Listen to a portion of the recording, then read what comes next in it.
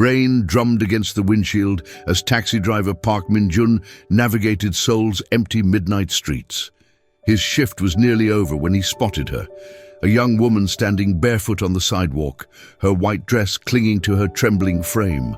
Water streamed down her face, though whether from rain or tears, he couldn't tell. Min-jun pulled over without hesitation. The woman approached slowly, her dark eyes holding a haunting emptiness that made his chest tighten.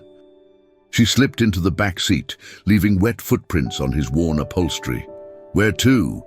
he asked gently, studying her reflection in the rearview mirror. She stared out the window for a long moment. "Anywhere but here." Her voice was barely a whisper, refined despite her disheveled state. Min-jun noticed her delicate hands, unmarked by manual labor, and the expensive fabric of her ruined dress. This wasn't someone accustomed to walking Seoul streets alone. "Miss, are you hurt? Do you need a hospital?" She shook her head, wrapping her arms around herself. "Just drive, please." Min-jun's protective instincts kicked in. As a father to a teenage daughter, he couldn't abandon this vulnerable stranger. He drove aimlessly through the city, occasionally glancing back at his silent passenger. She had fallen asleep against the window, her face peaceful for the first time since entering his cab. When dawn broke over the Han River, Min-jun made a decision that would change everything. Instead of waking her, he drove to his modest apartment. Whatever had happened to this mysterious woman, she needed safety more than questions. He had no idea that his simple act of kindness would soon entangle him in the complicated world of Seoul's elite, or that his passenger was the missing piece of a powerful man's broken heart. Min-jun's apartment was small but clean, a testament to years of careful living since his wife's death.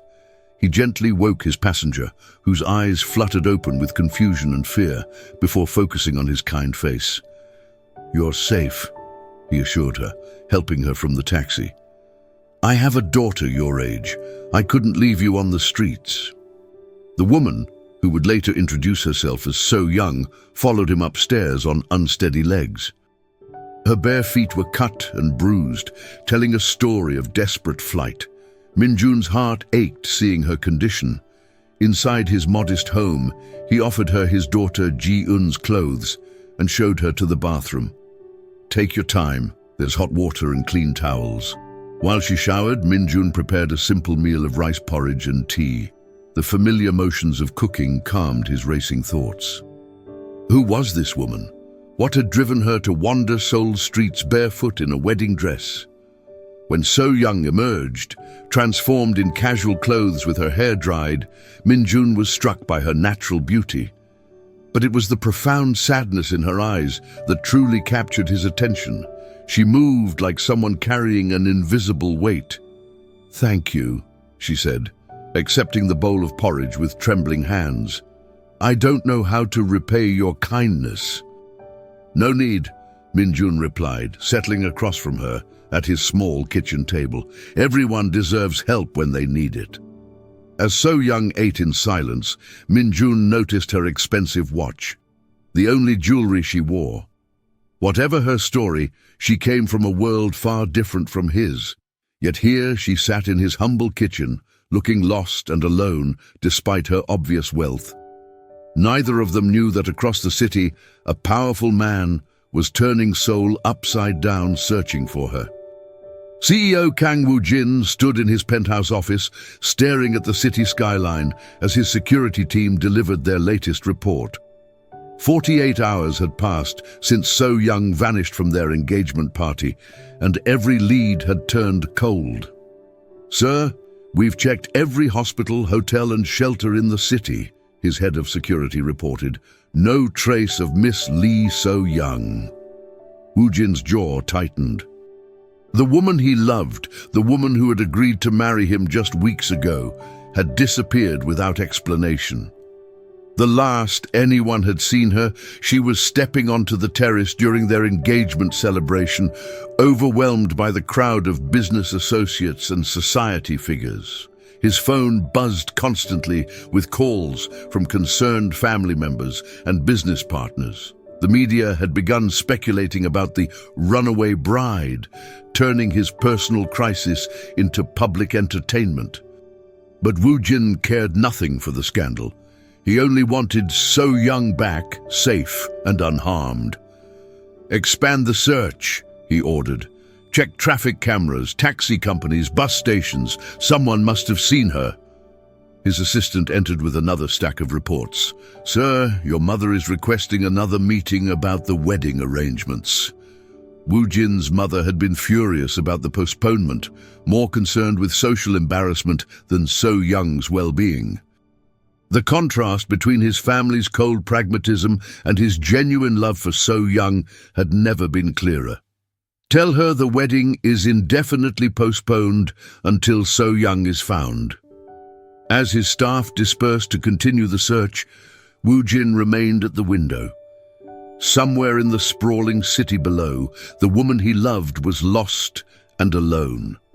The thought of her frightened or hurt was unbearable.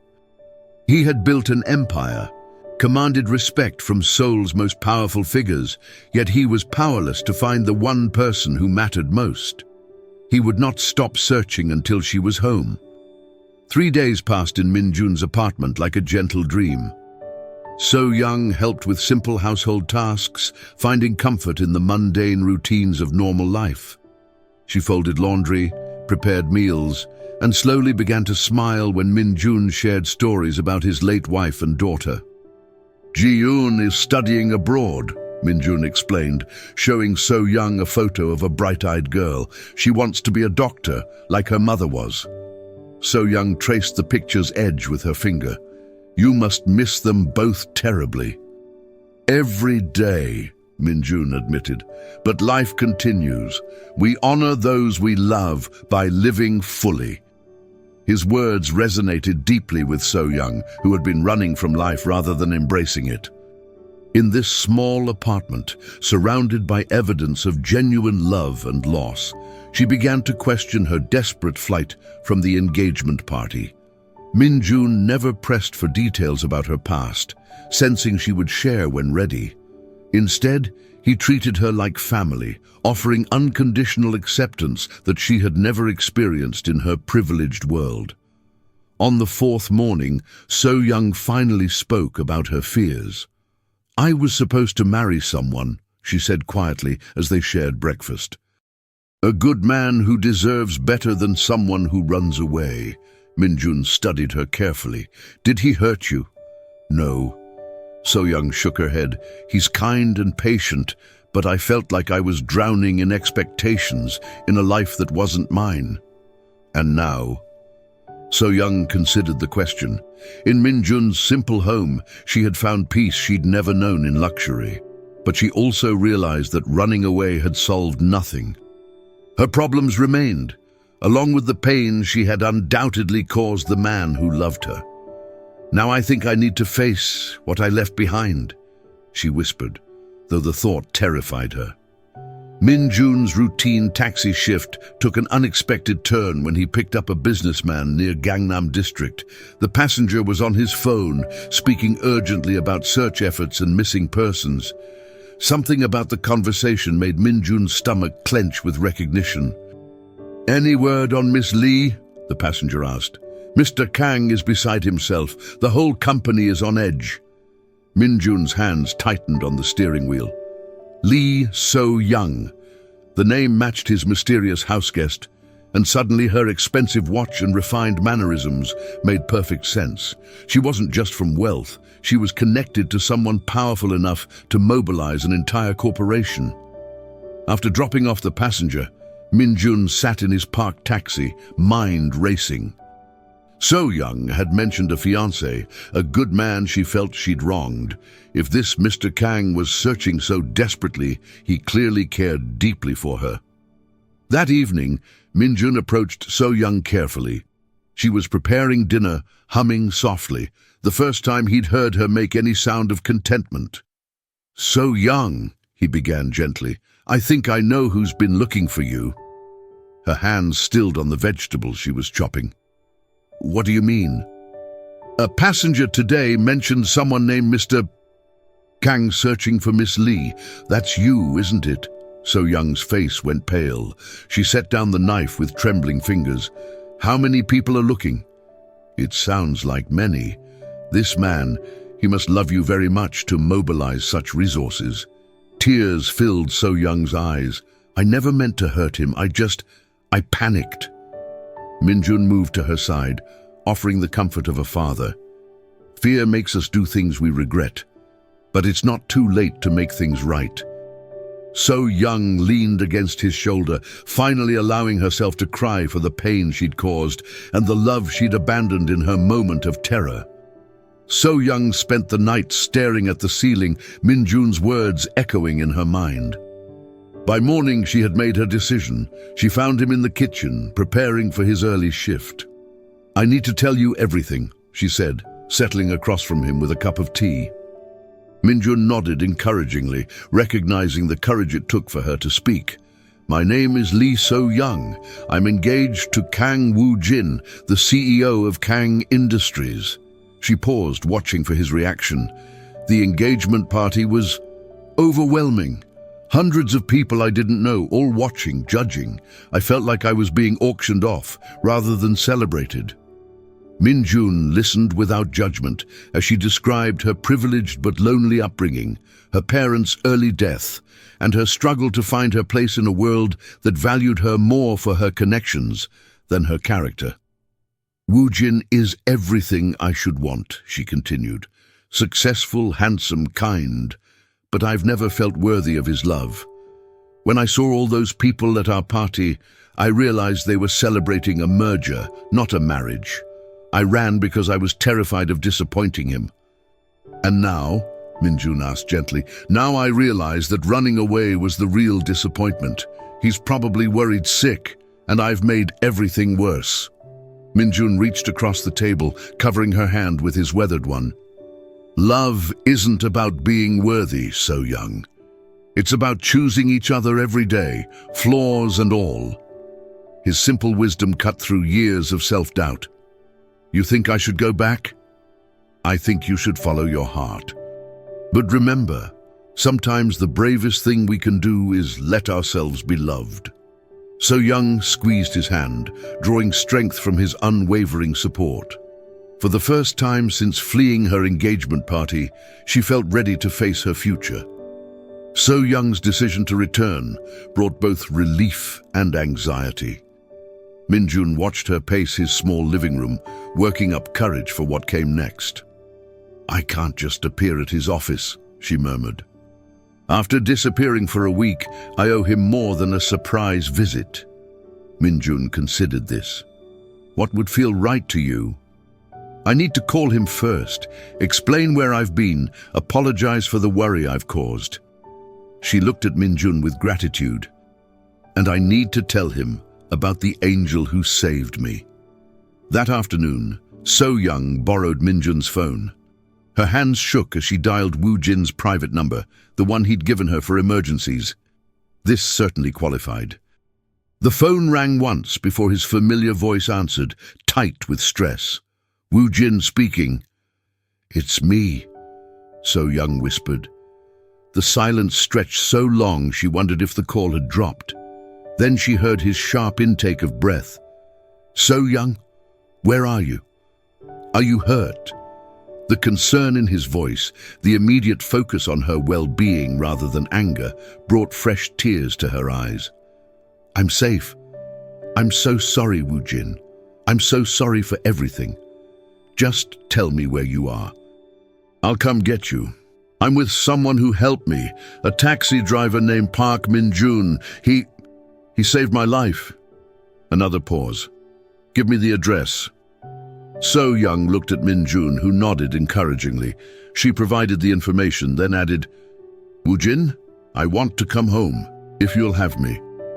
Always, he replied without hesitation. I'll be there in 20 minutes.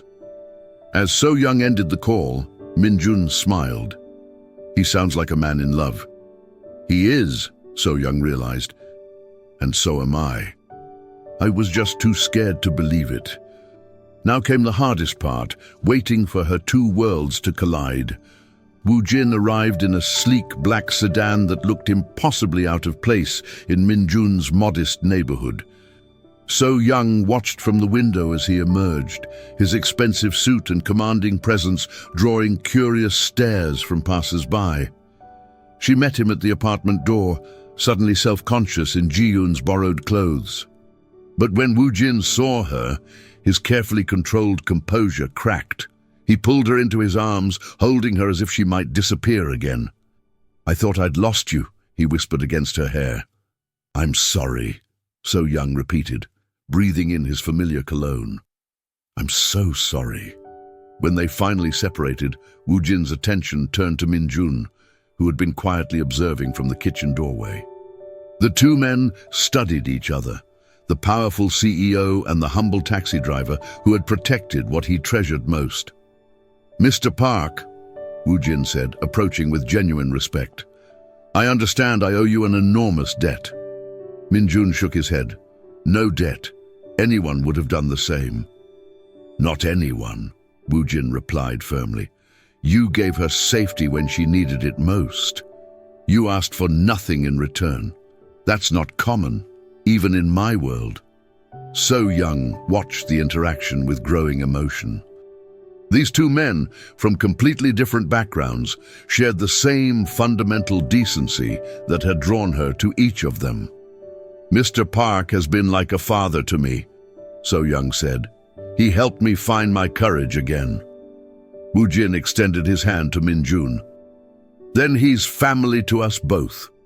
As the men shook hands, So-young felt a profound sense of rightness. Her two worlds weren't colliding. They were merging, creating something stronger than either could be alone.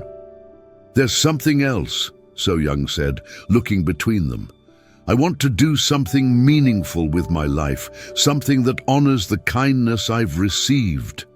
Both men waited for her to continue, ready to support whatever dream she was about to share. The conversation that followed changed everything. So-young spoke passionately about establishing a foundation to help vulnerable women, those fleeing dangerous situations, facing homelessness, or simply needing a safe place to rebuild their lives. "I want to create what Mr. Park gave me," she explained. "A place where someone can find safety without judgment, where they can heal and discover their own strength." Woo-jin listened intently, seeing a side of his fiancée he'd never witnessed before. Her week away had transformed her from an uncertain young woman into someone with clear purpose and conviction. "The foundation would need significant funding," he said thoughtfully. "I have my inheritance," So-young replied. "And I was hoping—" She looked at him hopefully. "You have my full support," Woo-jin said immediately, "both personally and through the company. This is exactly the kind of initiative Kang Industries should champion." Min-jun watched their exchange with quiet satisfaction. "You'll help many people," he told So-young. "Your experience will give you understanding that money alone can't buy." As the afternoon progressed, they discussed practical details. The foundation would need staff, locations, partnerships with existing social services. Min-jun surprised them both by offering insights from his years of night driving, when he'd encountered countless people in desperate situations. "You should be on the board," So-young told him. "Your perspective is invaluable." Min-jun protested that he wasn't qualified, but Woo-jin supported So-young's suggestion. Qualification isn't just about education or wealth. It's about understanding and compassion. As evening approached, So-young realized she was ready to leave Min-jun's sanctuary. Not because she was running away this time, but because she was running towards something, a future she would actively create rather than passively accept. "Will you come to our wedding?" she asked Min-jun. "Not as a guest, but as family." Min-jun's eyes misted. "I would be honored." Returning to Woo-jin's penthouse felt surreal after a week in Min-jun's modest apartment. So-young stood in the marble foyer, overwhelmed by the opulence she had once taken for granted. "It's too much, isn't it?" Woo-jin asked, noticing her expression. "It's beautiful," So-young replied carefully, "but it feels like a museum. There's no warmth here." Woo-jin looked around his home with new eyes. The expensive artwork, designer furniture, and panoramic city views suddenly seemed cold and impersonal. What would make it feel like home? So-young moved through the space thoughtfully. Pictures of people you love, books you actually read. Things that tell your story, not just display your success. Over the following days, they transformed the penthouse together. Family photos appeared on side tables. Woo-jin's collection of vintage books, previously hidden in his study, found places throughout the living areas. So-young added plants and soft throws, creating spaces that invited conversation rather than commanded admiration. The changes reflected their evolving relationship. Where once Woo-jin had tried to impress So-young with his achievements, now he shared his vulnerabilities. He spoke about the pressure of inheriting his father's empire, his fear of never being good enough, his loneliness despite being surrounded by people. "I fell in love with you because you saw me, not my title," he admitted one evening as they cooked dinner together, something his previous chef would have found scandalous. "And I ran away because I was terrified you'd eventually see the real me and find me lacking," So-young confessed. They were learning that love required courage, the courage to be fully known and to fully know another person. The foundation planning gave them a shared purpose that strengthened their bond, while allowing each to contribute their unique strengths. Their relationship was no longer about two people trying to be perfect for each other, but about two imperfect people choosing to grow together. The foundation took shape with remarkable speed. So-young threw herself into the work with passion that amazed everyone around her. She visited existing shelters, interviewed social workers, and most importantly, listened to the stories of women who had walked similar paths to her own. Min-jun proved invaluable, his network of night shift workers providing insights into the city's hidden struggles. Taxi drivers, security guards, hospital staff, they all knew where help was needed most. "There's a young mother I pick up sometimes," Min-jun shared during one of their planning meetings. "She works 3 jobs but can barely afford childcare. She's one emergency away from losing everything." Woo-jin listened to these stories with growing understanding. His wealth had insulated him from such realities, but So-young's experience had opened his eyes to struggles he'd never imagined. "We need more than just emergency shelter," So-young realized. "We need job training, childcare, mental health support. We need to address the whole person, not just their immediate crisis." The scope of their vision expanded, requiring additional funding and partnerships. Woo-jin leveraged his business connections, while So-young's genuine passion convinced skeptical donors. Her story, carefully shared without sensationalizing her own experience, resonated with people who had never considered such work before.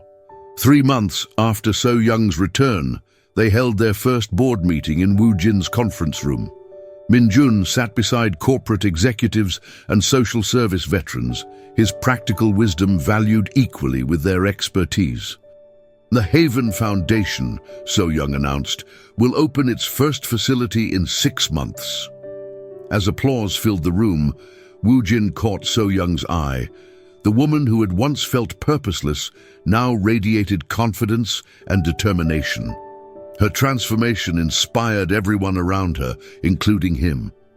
Their wedding was still postponed, but their partnership had never been stronger. Not everyone supported their foundation work. Woo-jin's mother arrived at the penthouse unannounced, her disapproval evident from the moment she entered. "This charity obsession is embarrassing," she declared, settling into the living room that So-young had made warm and welcoming. "People are talking, Woo-jin. They're saying you're wasting company resources on frivolous causes." So-young felt her old insecurities resurface, but Woo-jin's response surprised her. "Let them talk," he said firmly. The foundation represents everything I want Kang Industries to stand for. If that embarrasses you, perhaps you should examine your own values." His mother's eyes flashed. "Your father built this company to create wealth, not give it away." "My father built this company to create opportunities," Woo-jin corrected. "The foundation does exactly that." The confrontation continued for an hour, with Woo-jin's mother making increasingly personal attacks on So-young's background and motivations. Finally, So-young found her voice. "Mrs. Kang," she said quietly, "I understand your concerns, but I've seen what happens when people have no safety net. I've experienced the kindness of strangers who asked for nothing in return. If that makes me unsuitable for your family, then perhaps Woo-jin deserves someone who shares his values rather than his social status." The room fell silent. Woo-jin's mother stared at So-young, clearly not expecting such direct confrontation. "You've changed," she finally said. "Yes," So-young agreed. "I've found my purpose." After his mother left, Woo-jin pulled So-young into his arms. "I'm proud of you," he said. "You stood up for what matters." "I learned from the best," So-young replied, thinking of Min-jun's quiet strength and Woo-jin's unwavering support. They were building something together that was stronger than family disapproval or social expectations. The Haven Foundation's opening day arrived with spring sunshine and nervous excitement. So-young stood before the renovated building that would serve as their first shelter and resource center, watching as staff, volunteers, and supporters gathered for the dedication ceremony. Min-jun arrived with his daughter Ji-yoon, who had returned from abroad specifically for this event.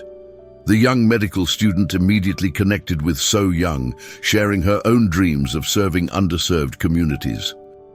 "You've created something beautiful," Ji-yoon told So-young. "My father talks about you constantly. He's so proud." Woo-jin delivered the opening remarks, but it was So-young's speech that moved the crowd to tears. She spoke about fear, courage, and the transformative power of unconditional kindness.